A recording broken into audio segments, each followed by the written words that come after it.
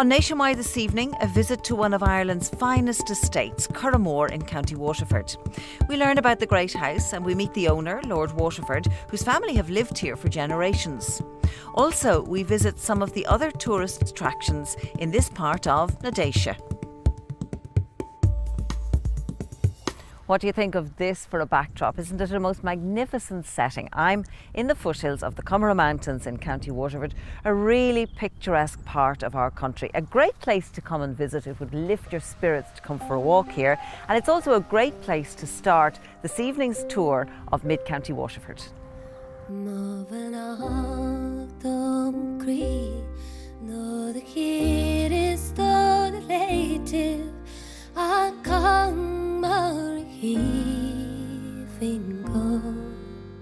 The County mountain range stretches from Dungarvan in County Waterford towards Clonmel and Carrick-on-Suir in County Tipperary. The mountains are surrounded by many picturesque villages which include Ballymacarbery in the Nair Valley, Kilrossenty and Rathgormack on the southern slopes of the mountains. This area is a haven for walkers and ramblers, and its diverse landscape has so much to offer the outdoor enthusiast.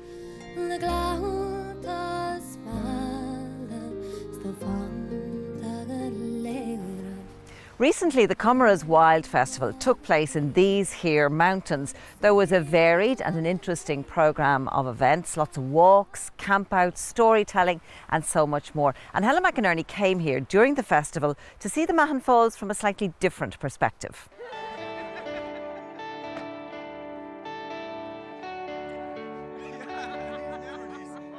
Watching this adventurous group of people prepare to climb the Comoras Mountains and abseil down Mahon Falls, you'd have no idea any of them were at all apprehensive. But for some, it was a fear of heights that motivated their decision to take on the challenge.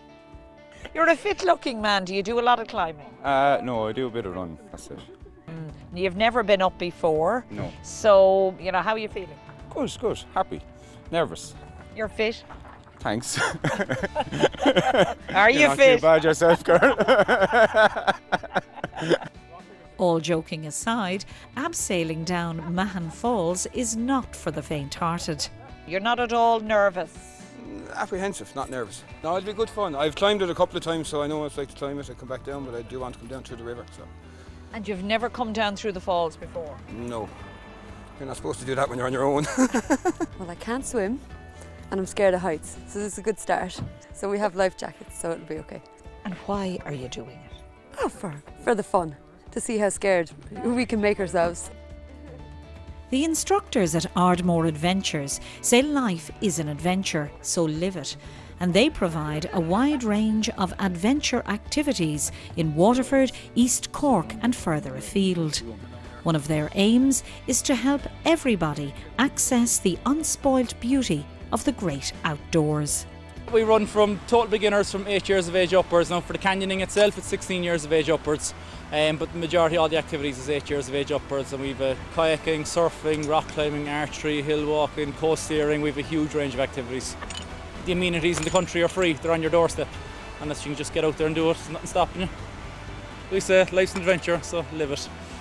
Waterford County Council say they're actively working with groups in the rural communities to improve amenities and services so that local people can benefit from increased tourist activity, including activity tourism in the area. Well, the immediate spin-off is obviously local jobs, really.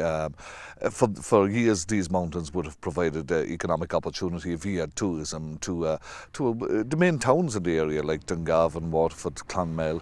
A lot of people would have stayed in accommodation there. But what we hope, that bit by bit, people will see that there's local value here and develop local services within the community, like mountain guiding services, restaurants and accommodation, and actually help support people within places like Ballymacarbery, Rathgormack, Kilrossenty, and the pubs gain at night time, the restaurants gain at night time. So it's all that combined local gain that we want to emphasise. The organisers of the Comoras Wild Festival used walks, talks and storytelling to bring people out into the wonderful landscape. I'm from Germany, I'm German, and I live in Dungarvan, I work in Dungarvan. And like at home, I used to go to the mountains, climbing, walking, hiking, and this is just the best place for me, local, close to Dungarvan, to do exactly the same. Come to great places like the Mahon Falls and the Cumsegone Lake and other places. I think the landscape here is spectacular. You know, you could compare it to anywhere else, I think. But you won't be jumping into an icy cold pool anytime No, soon. I will not. That I will not be doing.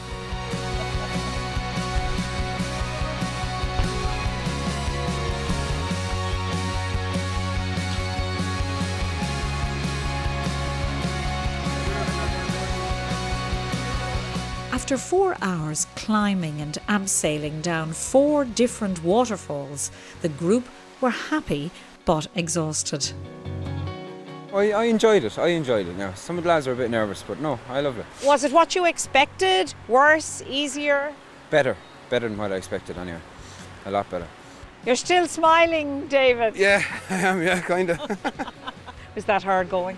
The first one I thought was hard. The second one was harder, and that was the easiest one. It's heights. It's working on my fear of heights anyway. Will you do it again? Yeah, next week. Yeah, it was brilliant. Brilliant fun. Highlight of my week, definitely. James, what was that like? That was lovely. It was great fun altogether. No bother to you? I know, it was just fun. It was lovely. Yeah. And did you find it cold, scary? No, because they had 2 ropes. So a safety rope and an ordinary rope. And you just go one step at a time. It was wet and wild and fairly good fun. Worse or better than what you thought? No, it was great. It was great to see what we were brave enough to do. A few people conquered their fears anyway. There was one person in particular came here to get over his fear of heights, and he definitely achieved it. So they threw themselves into it once or twice, literally, with the jump at the start. We came down 4 different waterfalls. There's 2 more which we'd love to do, but technically they're not for beginners. So you've got the guts of 250 metres of waterfalls here, and you've got a cracking view like that off into the distance. You can't get much better location.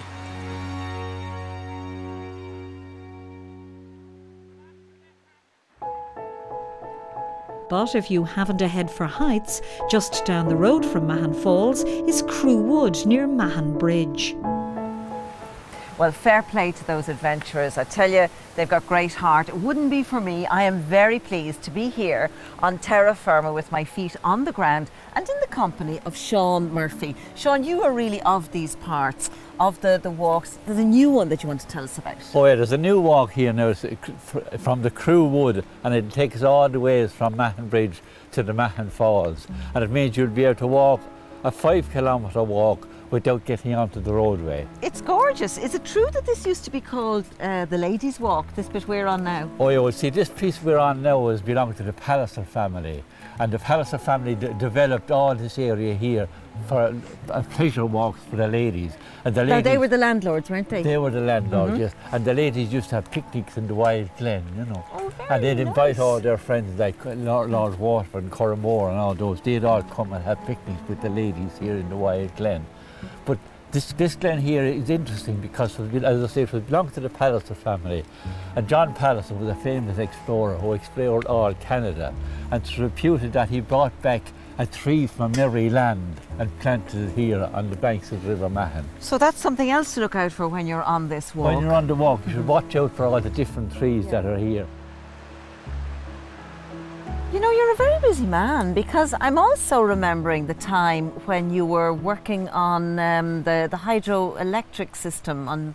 Oh yes, well I was involved with another group, and we built a hydroelectric scheme. We built a weir up near the Mahon Falls, yeah, and a pipeline, and it's all underground, so you can't see anything. It's underground. And what stage is that at?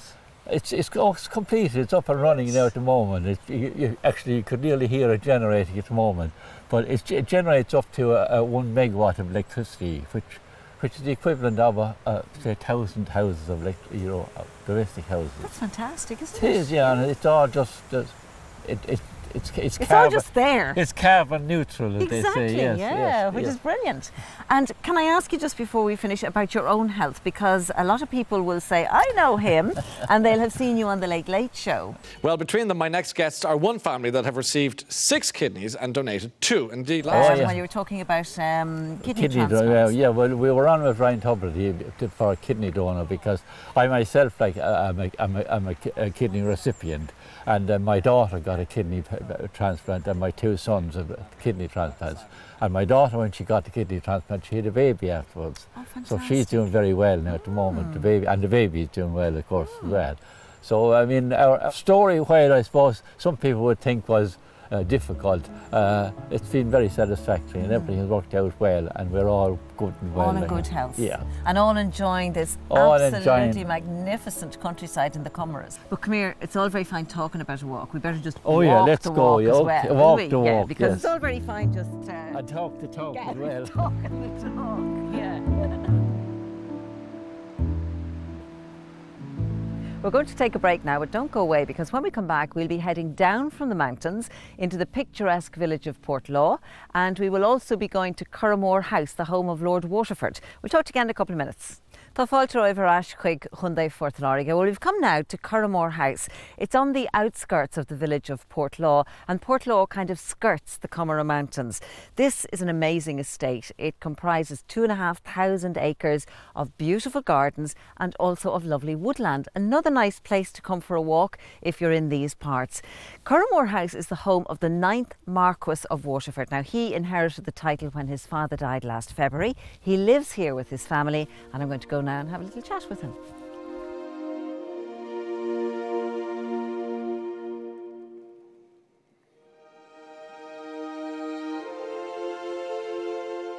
Lord Waterford, it's very nice to meet you. Very nice to meet you, Mary. And on a lovely sunny day. Yes. Yeah, what an amazing place. Yeah, no, we're very lucky to live here. And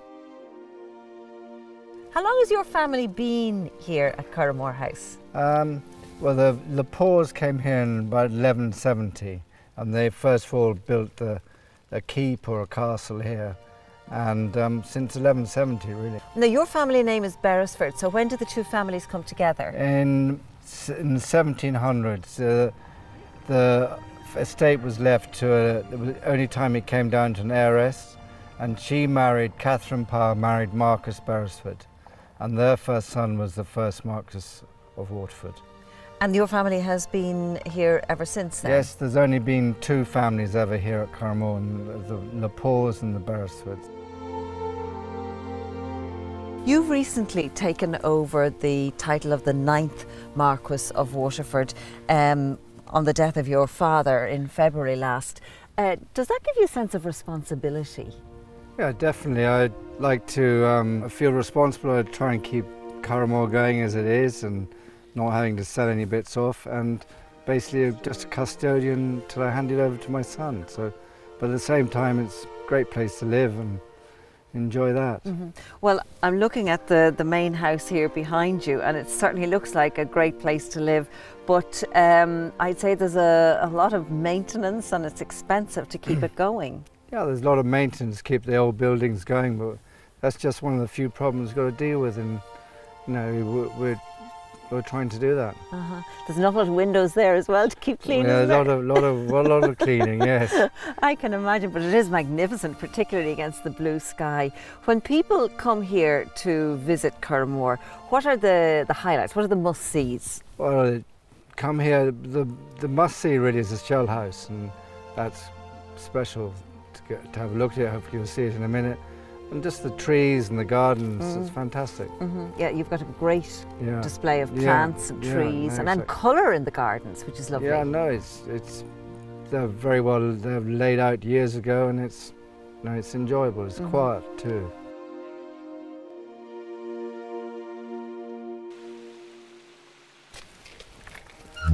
After you then, Mary. Well, you're right. It is pretty impressive. The shells! So many shells. What's the story of the house? The amazing thing about it is it was built in 1754 by this lady here. She was Countess of Tyrone, Catherine Parr of the day. She married Marcus Beresford, who... And that's when the two families came together? And she, as well as she had 13 children, 9 survived. Goodness, and she had time to do this? She had time to do this. She's meant to have done it in 260 days, so... Less than a year? Yeah. Goodness, and it stood the test of time. It's still there, and it's those shells, whatever they... bull's blood and some cement or something to stick the shells up, and it's still here. I'd imagine visitors are pretty impressed by this. They are, yeah, no, it is amazing to see it the first time. It's nice to have that reaction from people, isn't it? Yeah, it's very satisfying for you living here. Absolutely. You enjoy people coming here and enjoying the place, and you know, that's, no, definitely.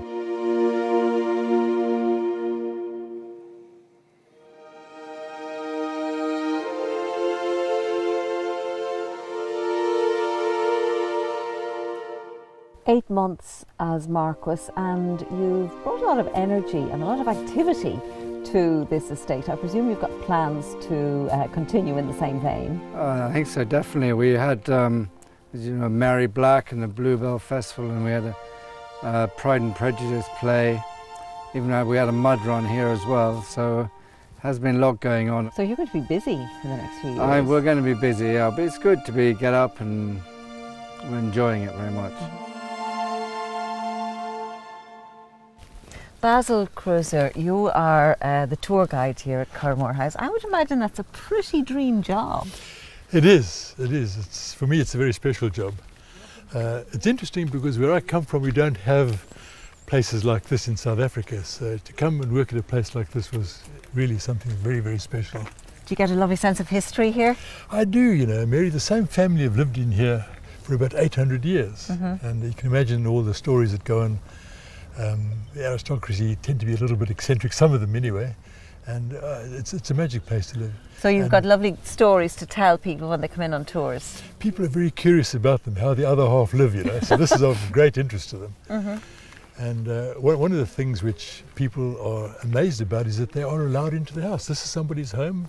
Are you envisaging lots more tours happening in the years to come now? I hope so, I hope so. The new Marquess, 9th Marquess of Waterford, is a businessman. He realises that this place has got to pay for itself. Tours will be, I suppose, a highlight of life here at Curramore, and it's nice, isn't it, to kind of share the house with Absolutely, yeah. The new community. Marquess is very much in favour of sharing and getting people involved here. So, and what he did was appoint a local gentleman here, a fellow by the name of Alan Walsh, to be the events coordinator.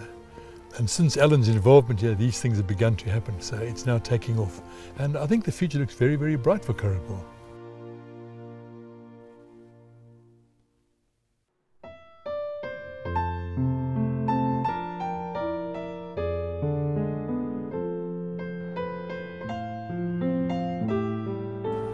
Just outside the walls of Curramore is the charming village of Portlaw, which was once the location for a thriving cotton mill, which actually employed most of the people in the area. In fact, the village was built to house those working in the mill. Now, in recent times, there have been efforts to highlight the heritage of Portlaw, and Ger Crotty, you're one of the people involved in doing that. So tell us first of all about the village. It's got a fairly unusual layout. Yeah. This was the second phase of building for workers. Originally in 1825 there was 2 rows of streets, and they would have been very much the traditional size stone and thatch. In the 1850s the Malcolmsons, who were Quakers, recognised that they needed to up the standard of the housing, and that was part of their ethos as well. So it's actually laid out like a hand, residential on the fingers, commercial in the middle, and the centre of our world was the cotton mill. Which actually gives a very nice sense of community, doesn't it, to the layout of the village? Yeah, and look, that community has survived right through into the 20th century as well, and now into the 21st, because the cotton mill was our business in the 19th century. In the 20th century we had a tannery from 1935 to 1985. And the one thing has always been strong here is that sense of community. So the mill, and in fact the Malcolmson family, who were the people who started the mill, they really were essential to the development of Portlaw. Oh, they were, because to all intents and purposes this was a greenfield site. And what they brought, and it's part of what we do in the Heritage Centre, they brought the whole aspect of, there was the industrial, There was also the built heritage. You had these worker houses, and as well as that you had a social side of it, because with the Quaker ethos they really did work around how workers were looked after. So in the 1830s we had worker insurance here. We had a Tontine Club, which was basically a temperance society, and the workers could pay in money every week, and they had a form of worker insurance in the 1830s, which is quite unique in this whole area and in the whole of the country.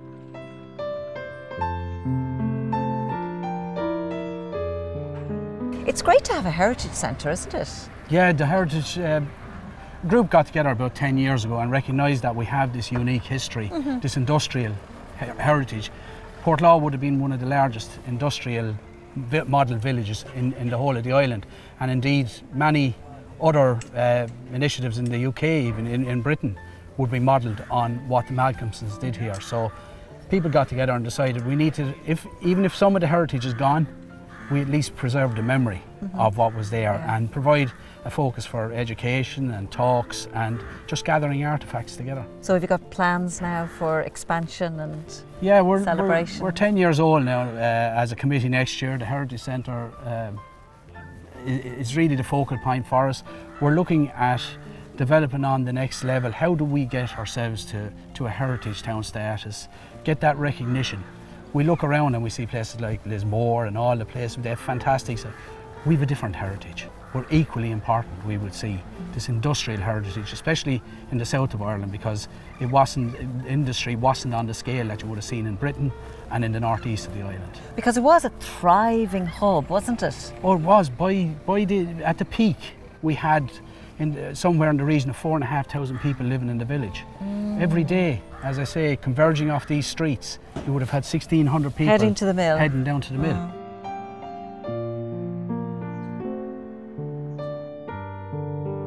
So are you optimistic about achieving heritage status for the village?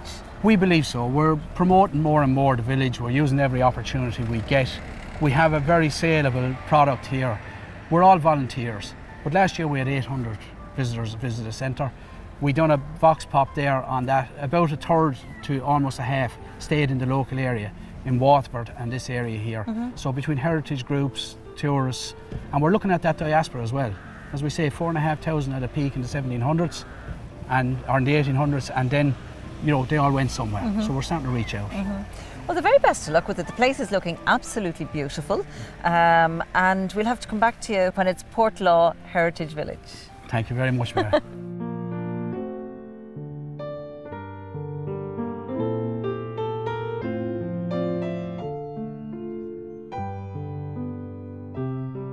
It's been a really pleasant day for us exploring this part of mid-Waterford, and I hope we've highlighted some hidden gems that you can take note of for your next visit to these parts. If you'd like to get some more information about Portlaw here, or Curramore, or the Comeragh Mountains, we have it on our website, and that's where you'll find it. And really, if you come to these parts, you will not be disappointed. Shindeira leis lór, Iwahagwiv, agus Gadeshiv Slán. On next Wednesday's Nationwide, dancing and singing as we meet one of the country's finest Irish dancers to find out about his plans for the future. Also, we visit the Dublin home of legendary singer Mary Black to talk about family, ageing and her love of music. Next year this evening, son na poblachta, Shra nua RTE1, ag fécant siar imach dina chosca, nídeog séideog le diarchu difriúil.